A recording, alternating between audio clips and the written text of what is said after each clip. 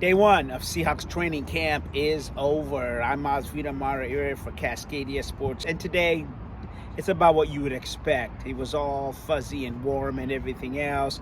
Fans were out, the players were excited, and Pete Carroll talked about some of the competitive battles. Really like the position a lot. Really fired up about Gerald Everett. We really think he can do a ton, but we're not sure how to mix those guys yet. We're going to find that out as we go through. Kobe Parkinson looks exciting too for playing time, and we know Will's in there, so that's a really nice competitive spot. I look at that as a competitive spot because they're fighting for playing time, and they all can do stuff. So the corner spot is wide open with Kill Weatherspoon over there and Demarius and Pierre. Those guys are going to battle. You had a great battle going on the other side with DJ and Trey. Both those guys can play and have played, and so. I'm just keep going. You haven't heard from me in a while. Marquise Blair is an exciting battle with he and Hugo. You know, those guys are going to battle out the nickel spot. If you remember, Keith was playing. He started, at the nickel spot, and then he got banged up, and Hugo took over. So those guys are in a head-to-head battle right there. And if you remember, we were really excited about Marquise and his play. The time that we can take advantage of right now when Jamal's not there really helps him get more reps and show us where he fits in. Exciting football player for us.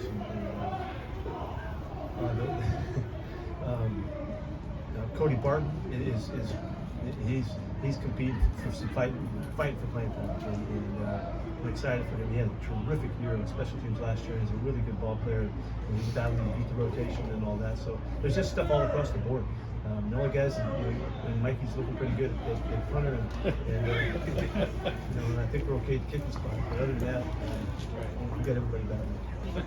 So there's Pete Carroll talking a little bit about the competitive battles that you will all see in the upcoming days and weeks ahead.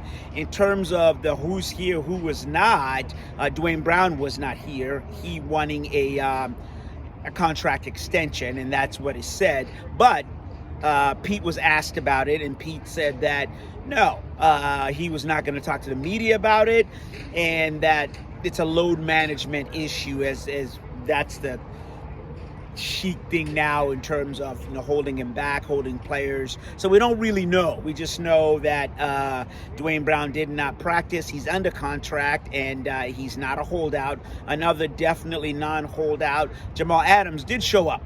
And that was the question. He's seeking a contract extension as well. And he was he was not. None of the players were in pads today. But Jamal Adams came out and participated in terms of just on the sidelines. But it really wasn't in any of the drills that were out there. Pete said that Jamal did the walkthrough, but he said Jamal would not have participated in full practice anyways, because he is recovering from the injuries he had in the off season. So officially Jamal Adams is not a contract holdout, and so we'll wait and see how that situation unfolds. But as everybody says, look for that to happen. So day one is over, all fuzzy and warm, and everybody's glad to be back. As I said, the 12s were here, the players were all smiles, and we'll see what day two will bring. And as they ramp up, that's just the nature of training camp for all the teams, and especially for the Seahawks.